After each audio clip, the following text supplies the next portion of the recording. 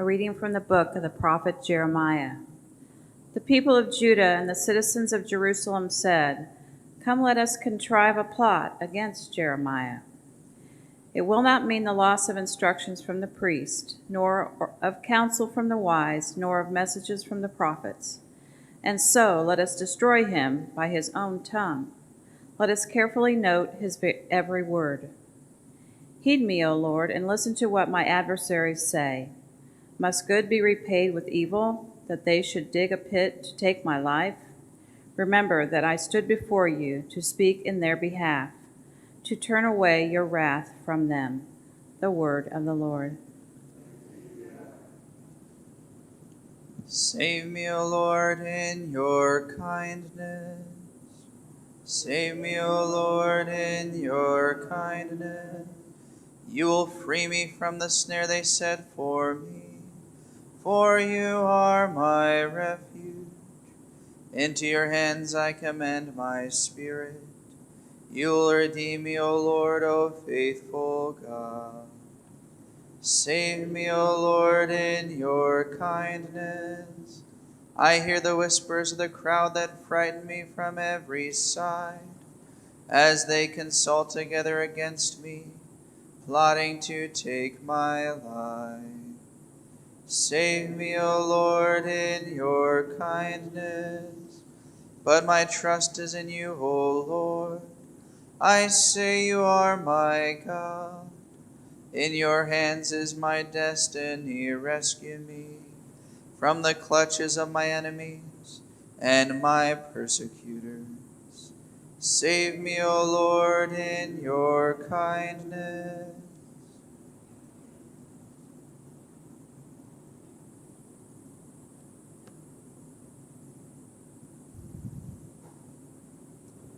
Praise to you, Lord Jesus Christ, King of endless glory. Praise to you, Lord Jesus Christ, King of endless glory. The Lord be with you. A reading from the Holy Gospel according to Matthew.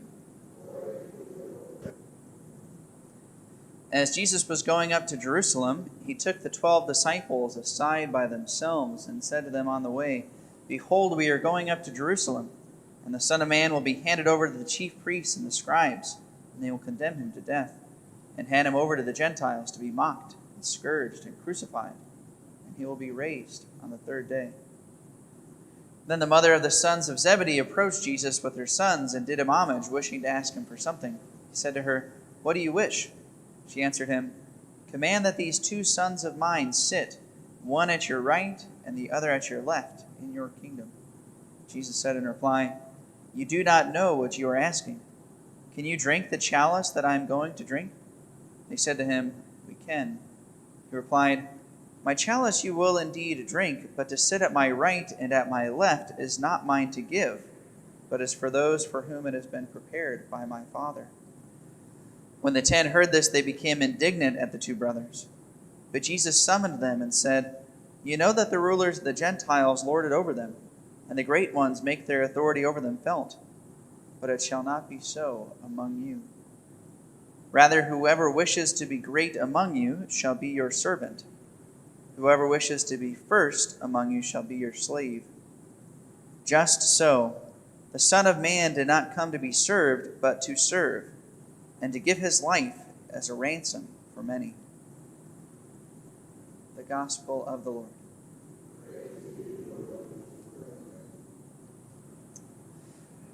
Whenever this gospel passage comes up about the disciples asking whoever is the greatest, it always reminds me of the virtue of humility and the vice of pride, and what exactly both of those words mean.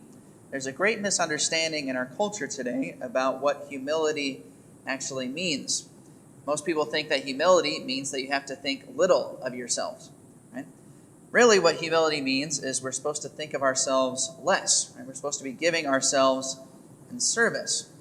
Humility is like the antidote to selfishness or narcissism, right? But it's not the antidote to thinking well of yourself, which is what a lot of people think pride is. People think that pride is thinking that you are a talented or a great person, When people compliment you, you're supposed to somehow shirk it off as if you don't really deserve it. We have this false misunderstanding of humility. And it's very widespread in our culture. It's so widespread that many of the modern atheists, some of the most famous atheist philosophers, this is actually what they hated about Christianity the most. Right? Like Karl Marx, he thought that religion was basically a way for people to be pushed around because all the Christians talked about being meek and humble. So it allowed them to be pushed around by unjust governments. Friedrich Nietzsche, he hated Christianity because, again, he thought that Christianity taught people to be small and weak, and he wanted people to be strong and courageous. This is what Nietzsche thought. Some modern atheists today, they even think of the faith as basically detrimental to the youth. They think that faith teaches people to be stupid. Right? There's all these false conceptions about faith and humility. What Christianity's teaching of humility is actually not any of those things. Actually, Christianity is what leads us to true humility. It leads us to true self-sacrifice, to true service, and yes, even the greatest version of ourselves. And you guys know that I love the word magnanimity. Magnanimity, which comes from the two words magna and anima, which means greatness of soul or great-heartedness. Magnanimity is a true Christian virtue. Magnanimity is basically the truest version of humility. There's no contradiction. So many people in our culture today think that humility is the opposite of magnanimity. It's the opposite of greatness of soul. But actually, humility is just that. If we are truly humble, then we will be magnanimous. And lo and behold, Christianity leads us to this truest way of thinking.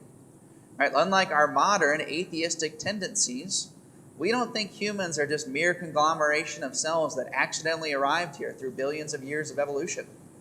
Christians believe that every human being possesses an eternal soul, which will outlive the entire universe. Right? That is an exalted view of humanity.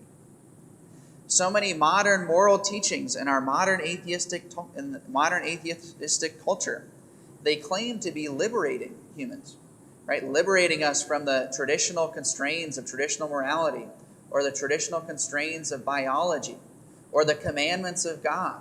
Right? Our modern atheistic culture seems to think that it's liberating us from all those things, but actually it's enslaving us to our own selfish desires with no rules and no guidance, no meaning at all.